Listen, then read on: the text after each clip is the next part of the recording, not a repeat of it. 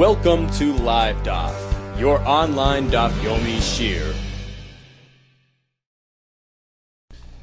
Shalom Aleichem, welcome back. Today's daf is Megillah Zayin, and we were holding towards the bottom on Tes Zayin Amud Beis, 2 lines from the bottom.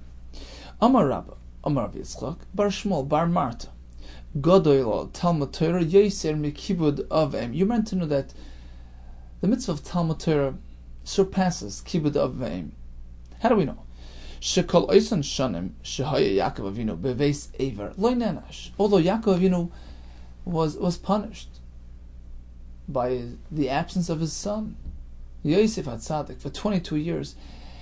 And as the Gemara will explain, it was an einish for failing to observe Kibbud of Aim on his side. Yaakov Avinu was missing, was away from home for 22 years, and he was not able to honor his parents. And therefore, he too suffered that his son was not around for 22 years. Now, all the Mepharshim ask, what do you mean? Rivka Yeminu sent him off. She told Yaakov, go to Lavan, go find the shidduch, go run away from Esav. Why would he get an einish for being out of town? So even Yaakov says a wonderful pshat. Kibbud of Aim is one of those mitzvahs where you get schar le'olam haba, and also, as the Mishnah says, you are oichel pirusayim be'el mazeh. You get schar even in this world. By being mechabed your parents, your children are mechabed you. He wasn't around to be mechabed his parents. Fine, it's circumstantial. He's not held responsible. But the fact is, he failed to be mechabed his parents for a period of 22 years. He too suffered that fate that his son was not around to be mechabed him. But, says the Gemara, it was only 22 years, not more. Although really he was away for 36 years. 14 of which was spent in the yeshiva of Aver, learning Torah. Those 14 years are not counted. Why? Because Talmud Torah stands higher than Kibbud of Aim. Again, Shekol Oisan Shanim Shaya Yaakov Avinu Beveis Aver Lo Nenash. He didn't get an einish for those 14 years that he spent in Beis Aver learning Torah. Okay, now we're going to figure out the years and the lifetime of Yaakov Avinu and see how everything fits together. Why is it that the Torah even mentions how many years Yishmael HaRasha lived? Rashi says, why bother mentioning the years of the Rasha?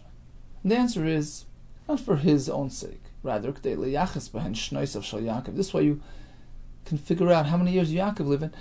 You can work out his life and figure out that indeed he was learning for 14 years prior to his arrival at Lavan's home. Dichsiv. How many years did Yishmael live? 137.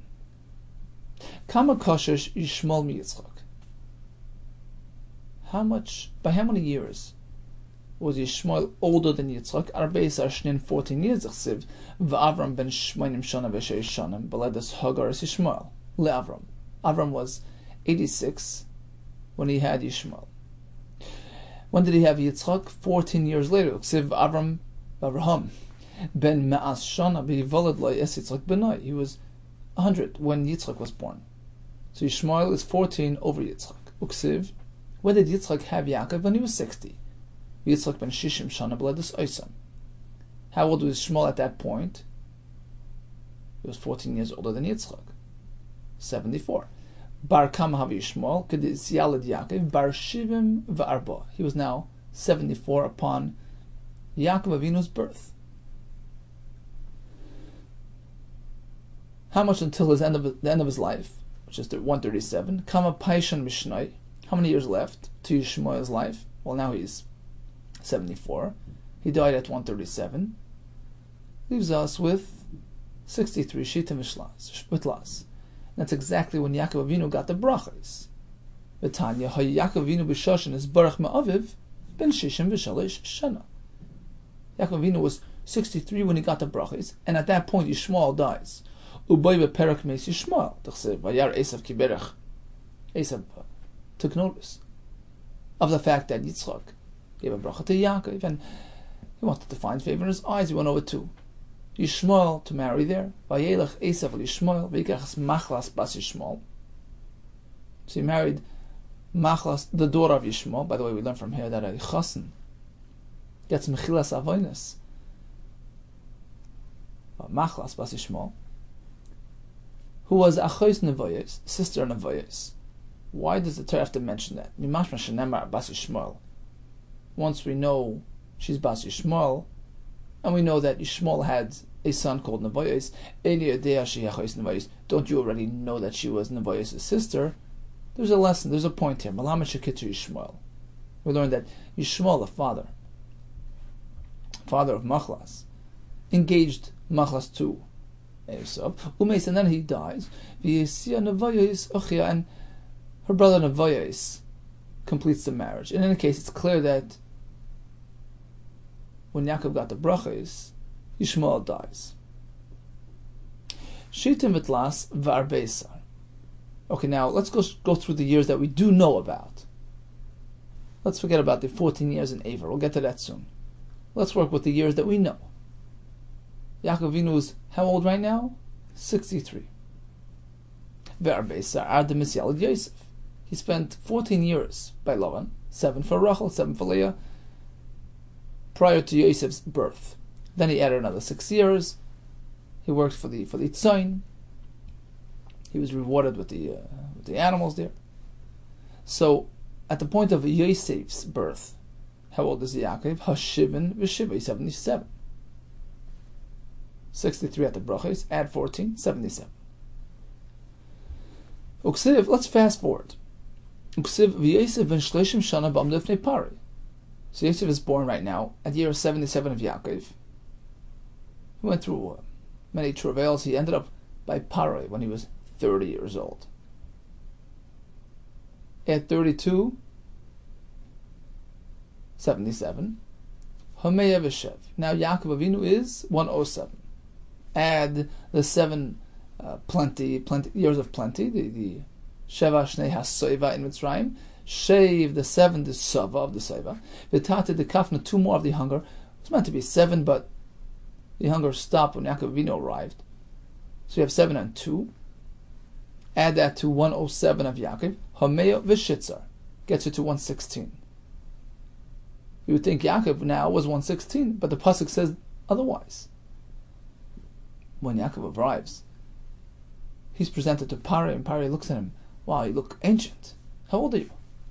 Uksiv vayomer Pari Yaakov, kama yimei shnei chayecha. How old are you? Vayomer Yaakov al Pari. I'm not that old. I went through lots of tzaris, but I'm only 130. Yimei shnei megurai shloshim mas shana. What do you mean? He's 116, not 130. We're missing 14 years. Me'ev shitzer havyan. He should be 116, not 130. What happened to the 14 missing years? Elish mamina. This proves our point. Abras reshnin the hava beveis aver. We never counted those 14 years which he spent in the base Aver. In that yeshiva immersed in Torah. In fact, the pasuk says, at the beginning of Vayetze, that he had that dream, and he Vayishkav balaylahu, and the Rashi brings the medrash that he hadn't slept until that point. He hadn't slept in the yeshiva of Aver. Perhaps he took a doze, but never really went to sleep. 14 years. Consecutive learning, continuous Torah, to set him on that right footing to build a home, start a family, which will be founded upon the foundations of Torah. In any case, we're missing 14 years, which he spent in Aver. The Sanya, as we learned in the Brayso. Yaakov beves Aver mutman. He was buried, he was immersed in the yeshiva of Aver, Arbas Rishana, 14 years. Now, when did Aver pass away? Aver meis lachash yared Yaakov Avinu la'aram narayim shtei shana. It so happens that 2 years after Yaakov's departure from Aver, when Yaakov went to Aram Narayim, 2 years later, Aver passes away. Yatza, and Yaakov Avinu left 2 years prior to Aver's passing. Yatza misham baloi la'aram Narayim. So we added the 14 years. Again, he was 63 at the brachis, 14 years in the yeshiva. Nimtza. Now, it turns out, how old was he when he got to Lavan? When he got to the Be'er where he met Rachel. Kesha Amad ala Be'er ben Shivim v'Sheva Shana, 77. So we added a missing 14 years. And that's how he ended up being 130 at Pari. Anish.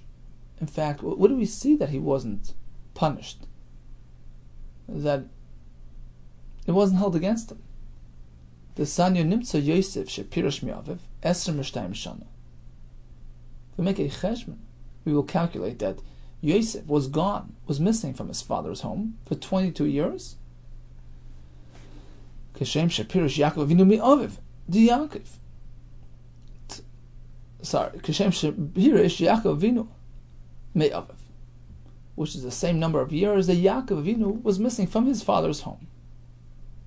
Now, how do we get to 22 years of Yosef's absence? So Rashi explains, he was 17 years old when he was sent to find his brothers, and he was taken and sold. And as we learned before, when he was presented to Paro, how old was he? 30. So that's a gap of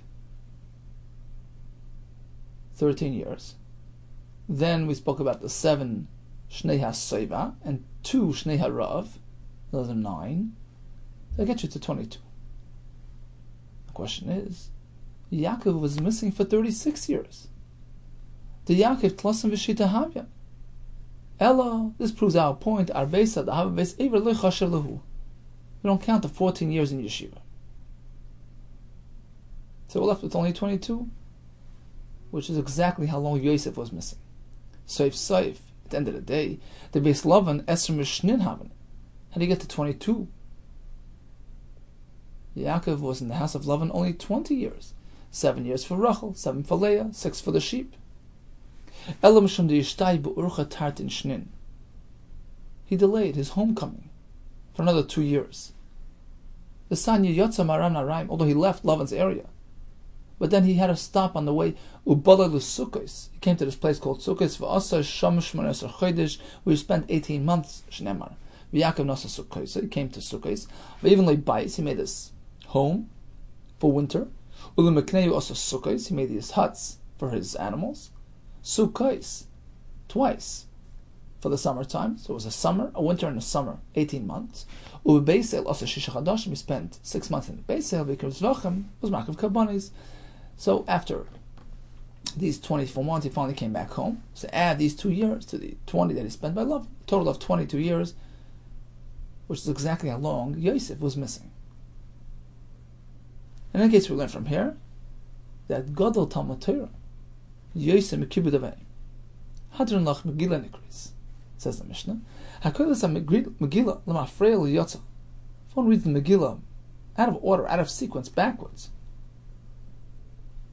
Pasuk B and then Pasuk A, he's not Yotze.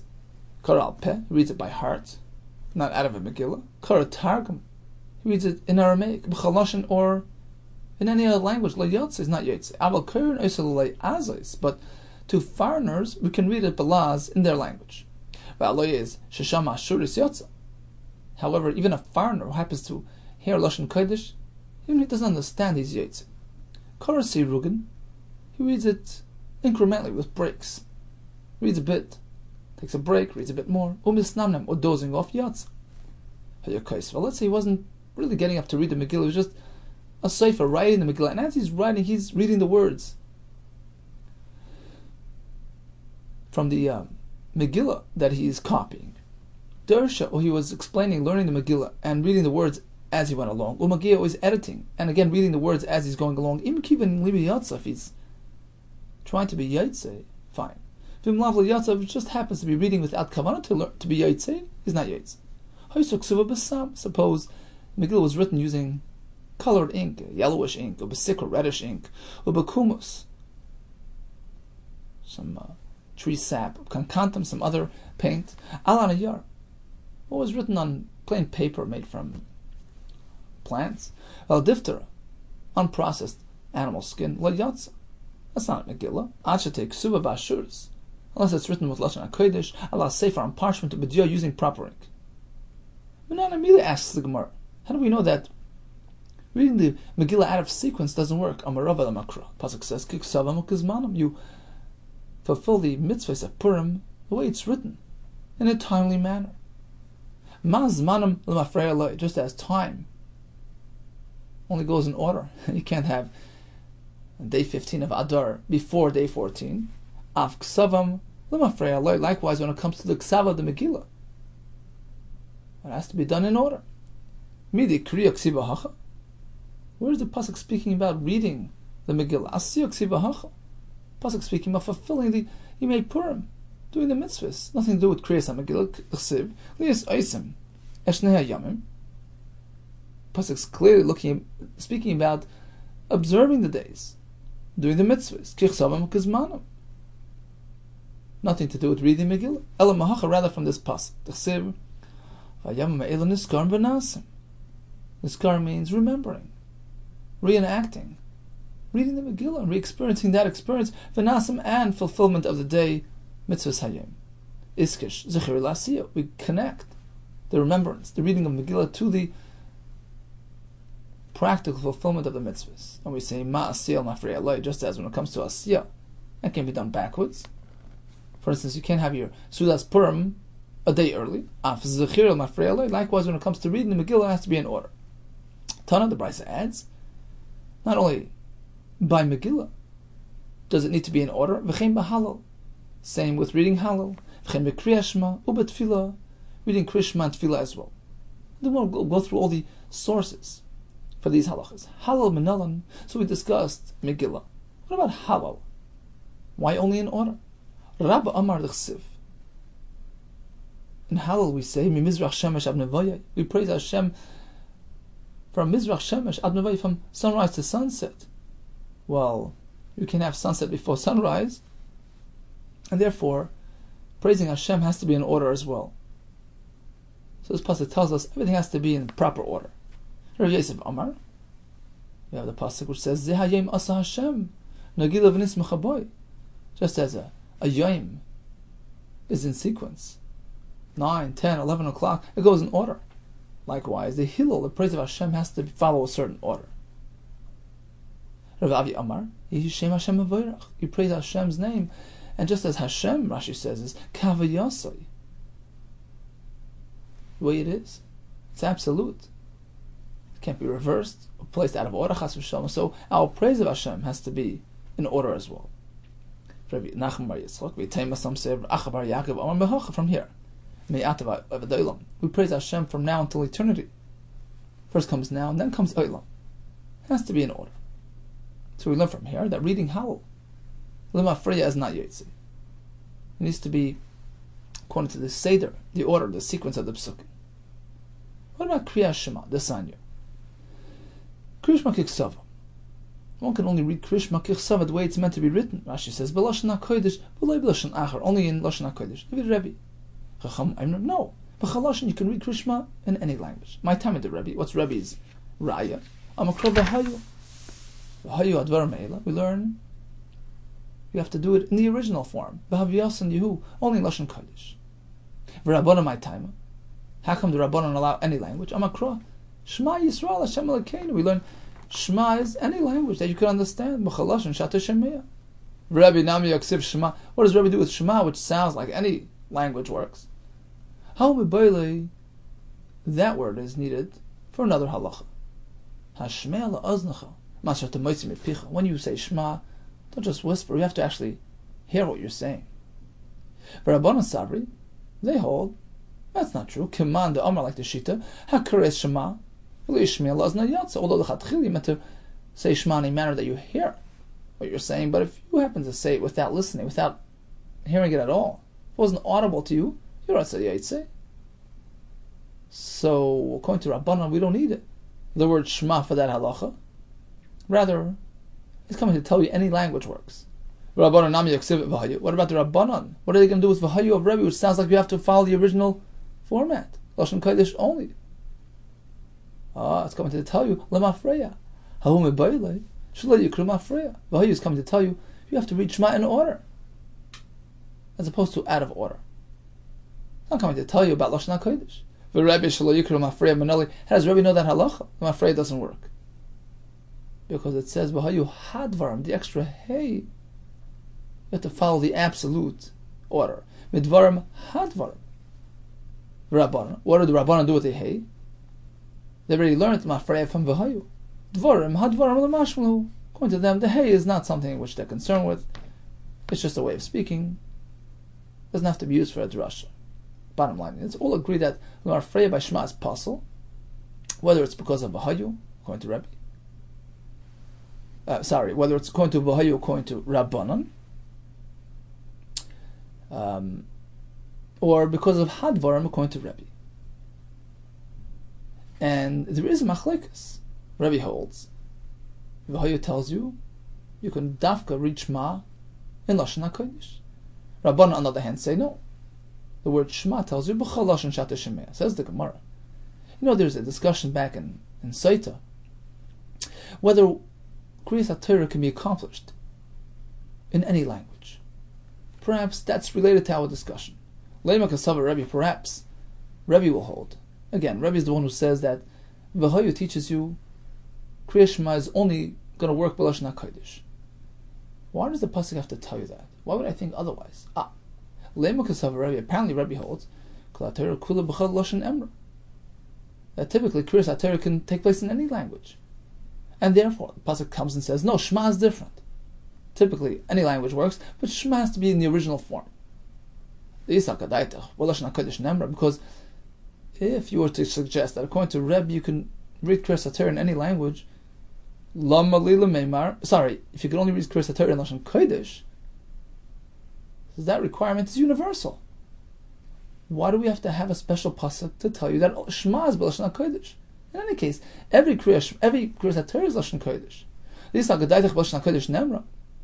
If otherwise you can only read things of Torah b'Lashon HaKodesh, why in the world would you have to have a special pasuk by Shema? Why would I think it's different? Now let's just take a quick pause here. Rashi learns. When the Gemara says b'chol lashon emra, it means Kriyas HaTorah. Taisa asks, other than Parshas Zachar, there is no Kriyas HaTorah. Min HaTorah. There's no din midaraisa to read Torah. It's Takanas Chazal. So Taisa learns differently than Rashi. He says that when the Gemara says Kol HaTorah Kula b'chol lashon emra, it's referring to those kriyos that one is obligated to do midaraisa. For instance, by the Chalitza, they would have to call out psukim. By the Eglah Rufla, Vidu Maser, by Bikurim. There are all types of recitations that are min HaTorah. And that's what the Gemara is referring to. Not Kriyas HaTorah that we do on a weekly basis. Rather, all those readings that are obligated min HaTorah. And that's what the Gemara means. So in any case, back to the Gemara, it would seem from the fact that Rebbe requires a pasuk, V'hayu, that by Krishma needs to be Lashon HaKodesh, wouldn't that indicate that otherwise, or other kriyas can be b'chol lashon? Is that true? Says the Gemara, not necessarily. It's true. Perhaps he personally would hold that typically all kriyas are Lashon Kodesh. Why then do we need a special pasuk by Shema, Lashon Kodesh only? Sakada de Chamina, perhaps I would say Shema ki Rabbanon. Remember, we have that extra word Shema, and perhaps we can interpret it like the Rabbanon that any language works. Perhaps Krishma is different.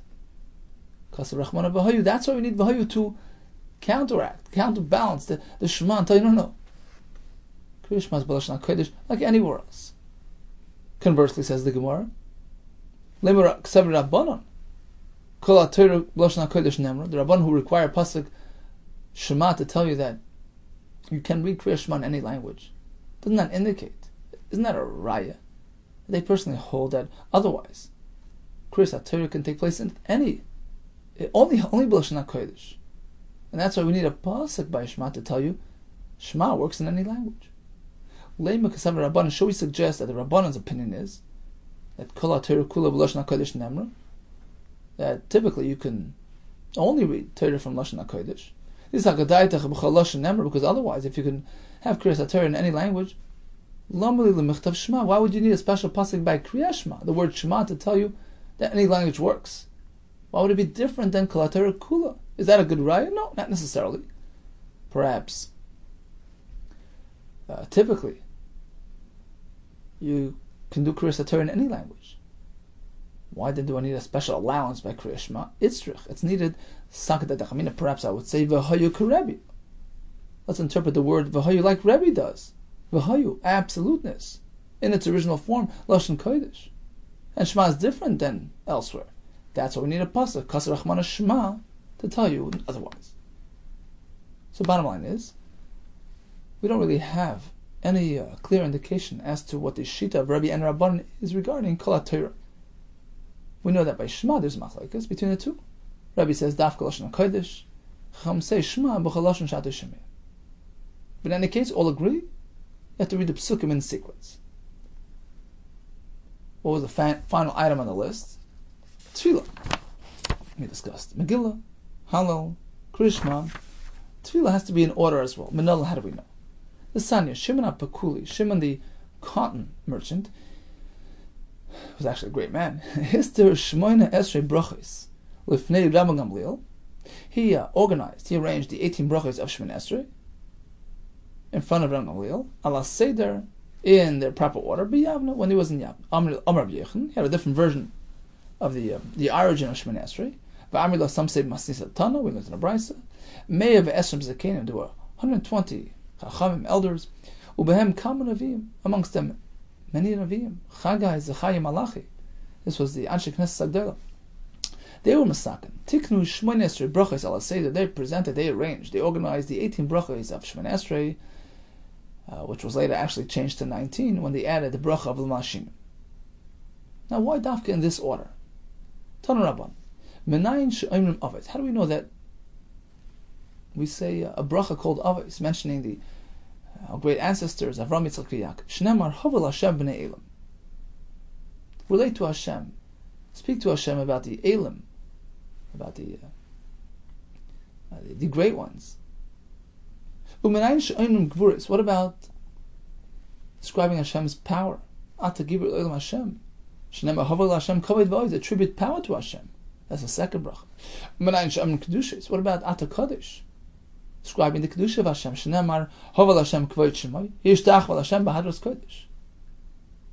that gets us past the first three brachas. Avos, Gvuros, and Kedushas.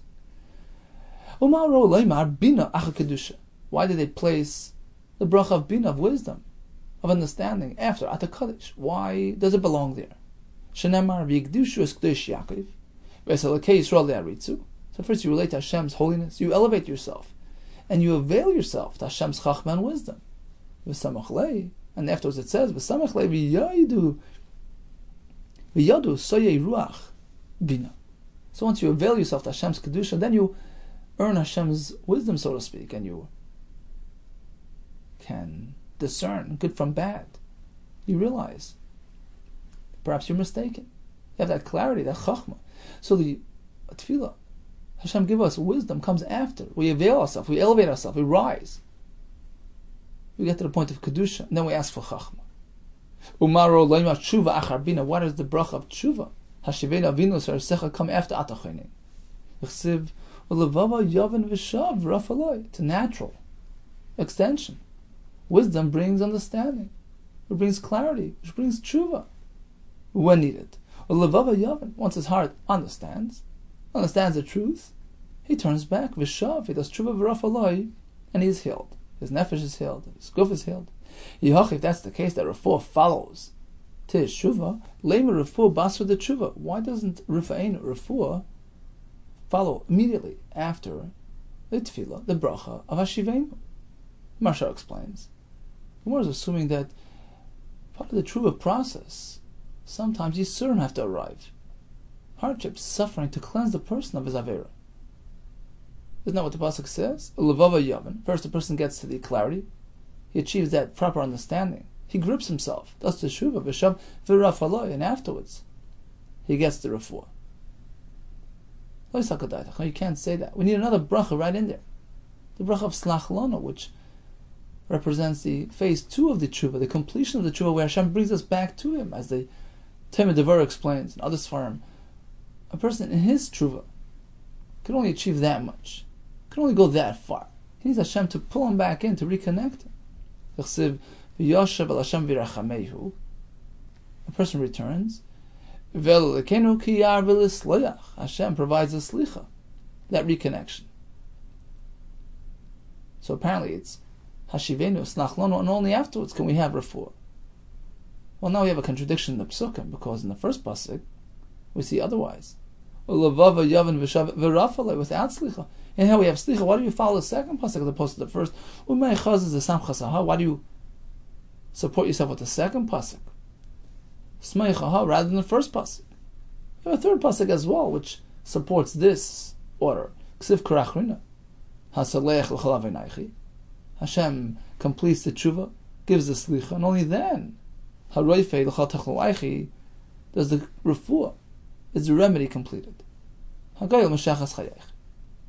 Asks the Gemara, so you mean to say that refuah only comes after slicha?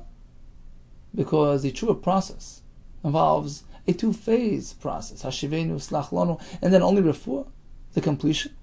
What about that first pasuk, which says, or seems to say, refuah comes right after your teshuva, v'ksiv v'shavar rafalai. Hahulav refuah detachlumhi. You're mistaken. That's not speaking about physical remedy, physical healing from Yisurim. Ela refuah deslichahi. We're speaking about that spiritual healing, which takes place at the completion of the tshuva process. V'shav v'rafalai, he gets that healing for his nefesh. But as far as the guf's part of things, that perhaps comes later, if a person will have to experience Yisurim, which only comes as an expression of goodwill, of love, where Hashem is trying to complete that cleansing process. That's only after the tshuva, after the complete tshuva. Shivenu, slachlon, and only then is there the bracha of heal me, complete the cleansing process of the guf. The question is, what about the bracha of Goyal Yisrael? How does that come right in here between Slachlon and Rufa'inu? You're interrupting the process here. How does the bracha of Goyal Yisrael get into number 7 slot? Since Asad Lavai, B'karvi Yemenu, Klal Yisrael's Geula will take place on year 7 of Shemitah, on the 7th, the actual Shemitah year. That's a Zman Mesugel for the Geula. Lefichach Kavua B'Shvius, that's why Chazal decided to insert Goyal Yisrael in the number 7 slot. But it would appear that it does have a connection. It does relate somewhat to the tshuva process. When a person comes back to Hashem, Hashivenu, Slachlonu, extract me from my hardship, extract me from the effect of me'avera, Re'evon Yenu, right? And then heal me completely, refine. So you mean to say Geula will take place on Shemitah? Va'amar Mar. We learn elsewhere, Bashishas Kailis, B'Shvi'is Mochamis. On year 6 of the Shemitah cycle, it's going to be Kailis. Rumors that Mashiach is coming. Or some say, sounds of war. That is imminent. B'Shvi'is Mochamis, on year 7 of Shemitah itself, there will be wars raging. Rashi says, in Sanhedrin Tzadik Zayin, Mochamis ben Oide Kechavim Yisrael. Only after Shvi'is, on year 8 of the Shemitah cycle, will we experience Mashiach. How can you say that Geula is on Shemitah? And that's why Goyal Yisrael is bracha number 7. Milchama Nami, even the war experience. Aschalta de Geula, he's considered the initiation of the redemption process. And therefore, we put it into number 7. Because the Geula begins on Shemitah on year 7. Umaro leimar refuah b'shminis. Why is the bracha of Refi Chol Am Yisrael bracha number 8? What do you mean, asks the Marsha? We just explained, because refuah completes the tshuva process. It's meant to be in close proximity to tshuva. Says the Marsha, but we already interrupted the sequence. We put Goyal Yisrael in there. So why would you do that? Instead of placing Rufa'inu right near the tshuva. Good, there's a reason. Geula's b'shvius, but why would that override the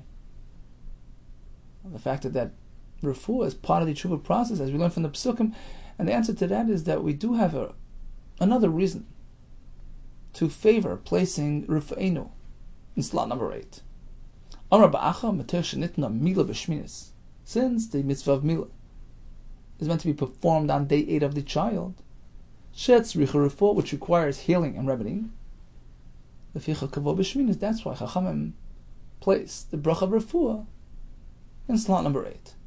Says Reb Tzadok HaKohen, Milah is the only thing that needs refuah. Lots of other things require refuah. So why do we relate it to Milah? And that's where it gets slot number 8. Says Reb Tzadok HaKohen, in an ideal world, the way it was meant to be, no sicknesses, no illnesses. The only thing that needs refuah is Milah. The mitzvah of the Torah. So, ideally, refuah only pertains to mitzvah Milah. That's what it's meant to be. And since Milah is on day 8, Rufa'inu is in bracha number 8.